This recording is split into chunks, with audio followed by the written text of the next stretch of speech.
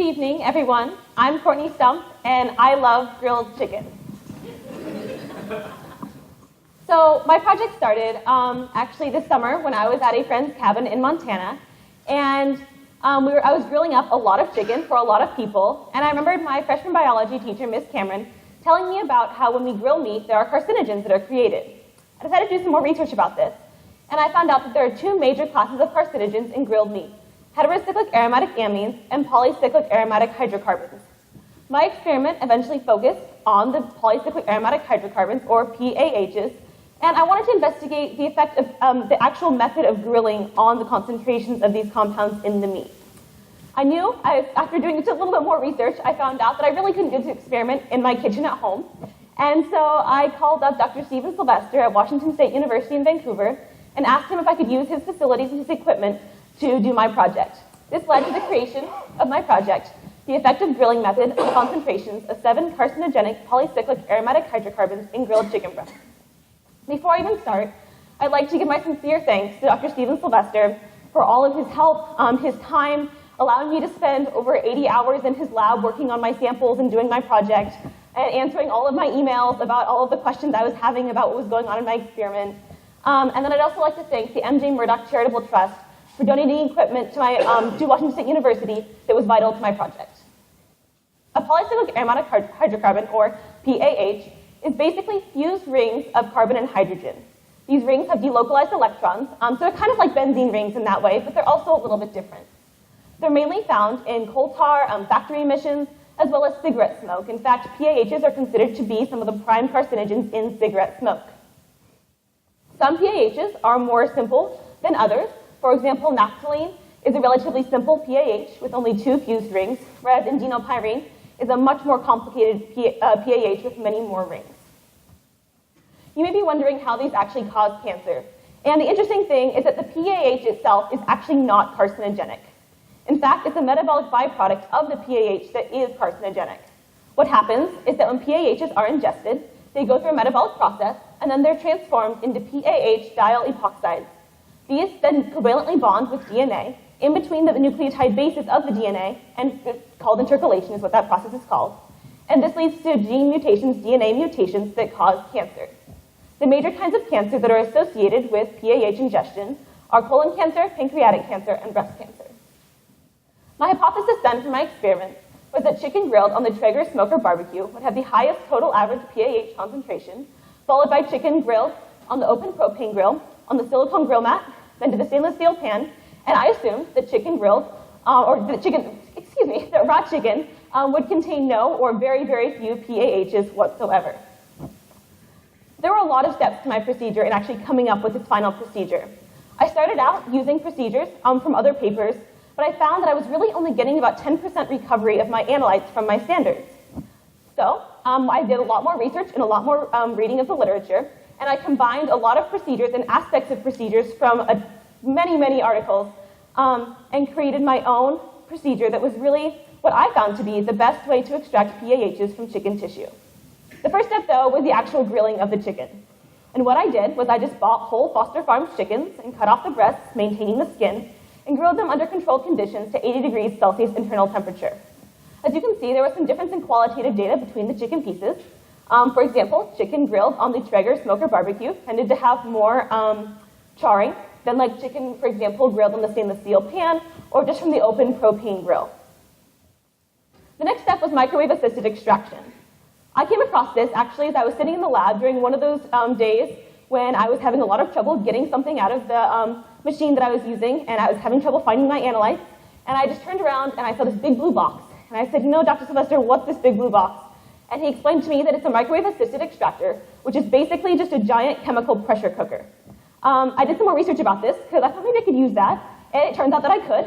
And so what I ended up doing is that I ground up my samples in a manual meat grinder, and then I added a gram of sample as well as methanolic KOH and hexane to each beaker, and then I ran it through the heat program. Methanolic KOH was added for 2 reasons. First of all, methanol has a polarity of 5.1, which is in between that of water and that of hexane. PAHs are very nonpolar, so they're going to want to move into the nonpolar hexane. However, in the chicken tissue, and there's a lot of water in chicken tissue, And so they're kind of stuck in that water phase, and they can't move into the hexane because it's not miscible. Methanol and water are miscible, though, and so it can move from the chicken into the hexane. The KOH part was to saponify or break up the triglycerides that, again, were holding those PAHs in the chicken. You can see kind of the difference between my samples here. So the ground samples before, the MAE just looked like ground chicken. And then what was interesting, especially to me the first time I ran it, was that the MAE actually liquefied my chicken. And so you can see on top, there's the hexane layer, and that contained all of my PAHs, which I then took to my next step, solid phase extraction. In solid phase extraction, I used deactivated silica gel and added it to columns, and then I ran through dichloromethane and hexane to condition my columns. I then ran my 7 milliliters of my microassisted extraction hexane layer through the columns, and then more dichloromethane and hexane to get the elution that I wanted. I started out by then evaporating my samples to complete dryness under nitrogen, because I ended up with a volume after my solid phase extraction of 12 milliliters, which is a lot more than the 3 microliters injection volume for a gas chromatographer. What I found, though, is that when I was really blowing these down completely to dryness, I was losing a lot of my PAH analytes. So after running some other mini experiments within my procedure to figure out what was the best way to do this, I found that if I evaporated my samples to about 100 microliters of volume, I had a good volume for running on the GC, as well as I was able to maintain all of my PAHs. This is a GCMS, or gas chromatographer mass spectrometer. On the right, this is actually the machine that I used in my experiment. On the right is the gas chromatograph. On the left is the mass spectrometer. And then on the top, you can see all of my sample vials about to be loaded in by the robot. Basically, how GCMS works is that a sample is injected through an injector at 240 degrees Celsius, which vaporizes the sample. From there, it moves into the column, which is inside a heated oven that goes from 70 degrees Celsius to 290 degrees Celsius. Samples then are separated, and PAHs then are separated by their interactions with the inside of the column, as well as by their boiling points. From there, they move into the mass spectrometer, where they go by a very hot filament that ionizes and fragments the analytes within the sample. They then go through a quadruple mass detector, a mass filter, and then they go through the detector to produce what is considered to be a standard scan mode chromatogram. A scan mode chromatogram basically records all of the ions at all of the times within a given run on the GC. This looks really great. This is actually the chromatogram for my PAH mixed standard, so I've got my 18 different PAHs. I bought it commercially. And that's what allowed me to actually determine what was what in my chicken samples.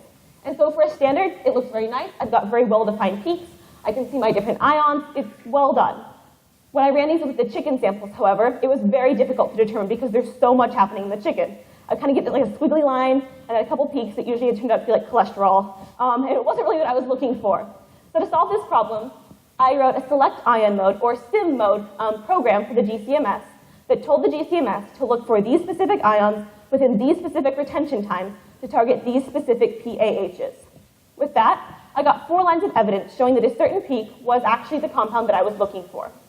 First, I have my retention time, which is the time it takes from injection to detection for the sample. Then, I have my quantifier ion, which is basically the ion that's in the highest concentration within that specific PAH. Example, for benzopyrene, it was the 252 ion. This is also the ion that I used when I was measuring the concentration of the different PAHs.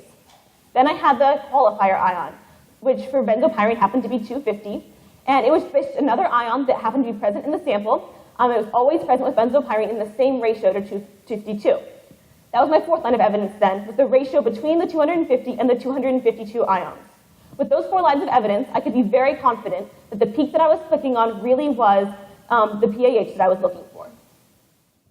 Because GCMS gives MZ, or ion current data, I had to create standard curves to convert that into concentration data. What I found then was that chicken grilled on a Traeger smoker barbecue had the highest total average PAH concentration, followed by chicken grilled on a grill mat on a stainless steel pan on the normal grill, and then the raw chicken had the lowest amounts. What was very interesting to me, though, was that the raw chicken did not have 0 PAHs. In fact, they had an average of about 244 nanograms per gram. That's a lot. And so after doing some more research, I found that diesel fuels have a lot, and as well as other fuels, create a lot of PAHs, especially fluorine. We've all seen those large trucks driving the chickens down the highways, and those chickens spend a lot of time in those trucks being transported. during all of that trip, they're being exposed and breathing in a lot of these PAHs, and those PAHs are going into their tissues, settling into the lipids, and then being consumed by us. The Traeger chicken had the highest concentrations for several reasons. The first being, and that in just a normal grilling situation, PAHs are created when the lipids drip down.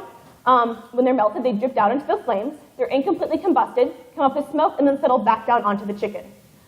This is happening in the Traeger, but it's also compounded by the fact that the Traeger burns wooden pellets.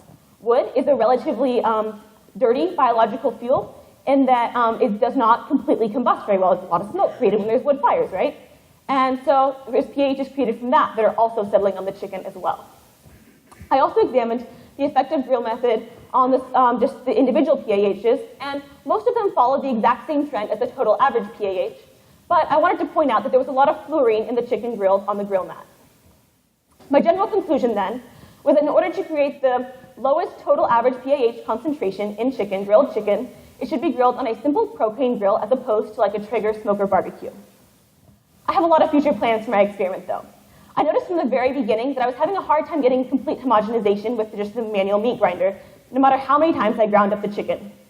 In the future, to solve this problem, I would actually like to freeze the samples with liquid nitrogen and then pulverize them and extract that, as that would give me much more complete homogenization. Next, I just mentioned how the grill mat chicken had very high concentrations of fluorine. This could have come from the grill mat itself. It's kind of a plasticky material, and fluorine's a relatively simple PAH. I'd like to actually grind up the grill mat itself and then run that through my extraction process and see what I get from it. At the beginning of my presentation, I mentioned that there are two major classes of carcinogens in grilled meat, the polycyclic aromatic hydrocarbons and then heterocyclic aromatic amines. In order to gain a more holistic picture of the carcinogenic potential of each piece of meat, I'd like to examine these heterocyclic aromatic amines as well. Thank you. Are there any questions?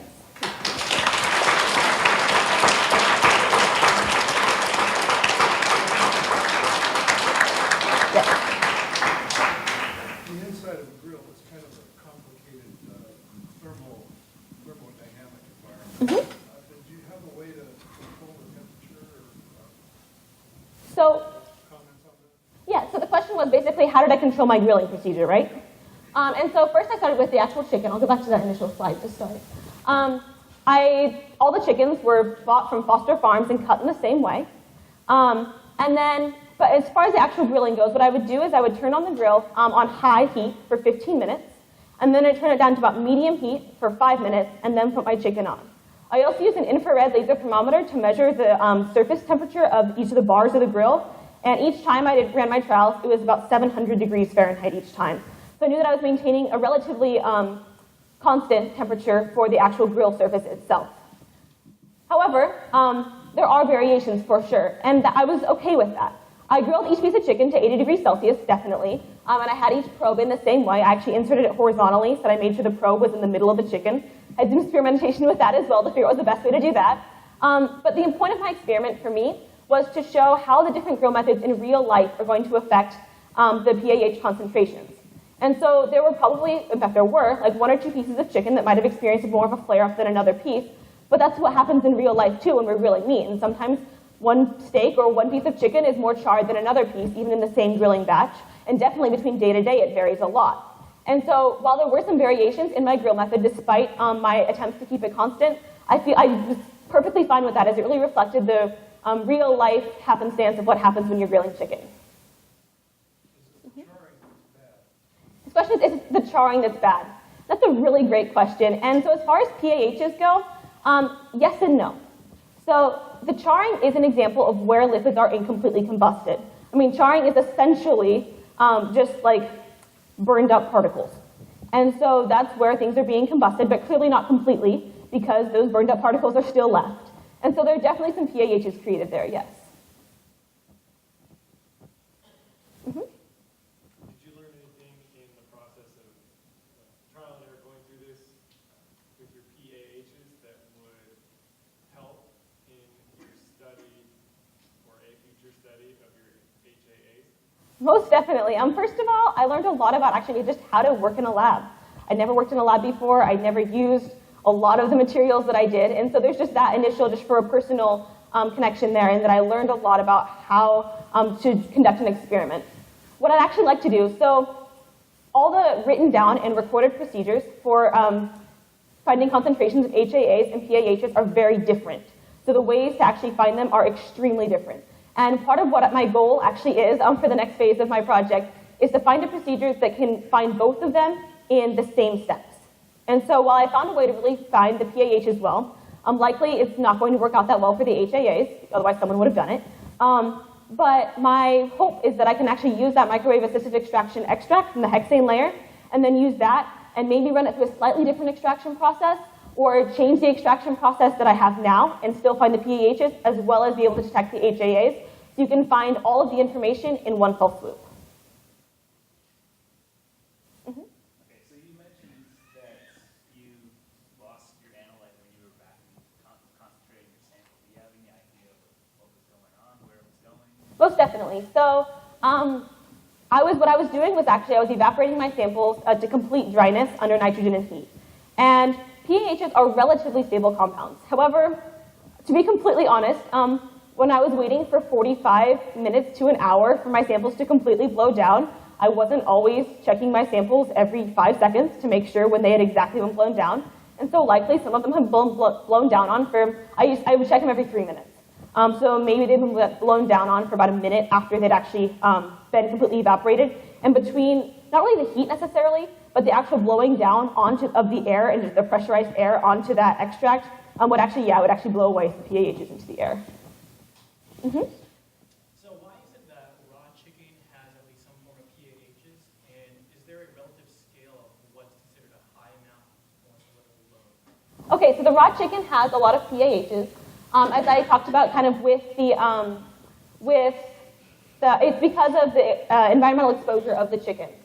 So I talked about the trucks that they're on, and so when the chickens are being driven in those trucks, they're breathing in the air with the PAHs from the fossil fuels, and that's getting assimilated into their tissues, and that's where that's coming from. However,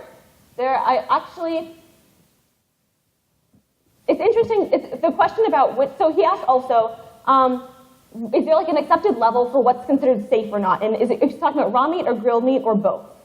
Both, okay. So, interesting study. The European Union, in about 2011, released that no raw fish could have concentrations of like benzopyrene and indeno and then benzo-GHI-parylene, which I did not test for. All three combined is no higher than 2 nanograms per gram in raw fish. Obviously, this is a lot higher than that. And so that's kind of a concern to me personally. But because PAHs are difficult to test on humans, I mean, most laboratories don't really think it's okay if you just go slather some PAHs on someone and have them come back in 5 years and see what happens. It's difficult to determine actual carcinogenicity or mutagenicity in human tissue. They've determined 1 million times in mice, and in like salmonella mutagenicity assays, they've definitely shown that they cause DNA mutations which lead to cancer. That being said, and so I've got several articles up there that just show also there's like a populational correlation between people who eat a lot of grilled meat and people who have a lot of colon cancer. That's what a lot of those show. But I'd also like to highlight the one at the bottom, which is an interesting study that I came across, and that I would talk about how the trigger created so many PAHs in the meat. I also came across a study that showed that there are phenolic antioxidants in the smoke from smoking meat. So that's another thing to keep in mind when you're considering this as a whole picture, that there's so much more going on as well.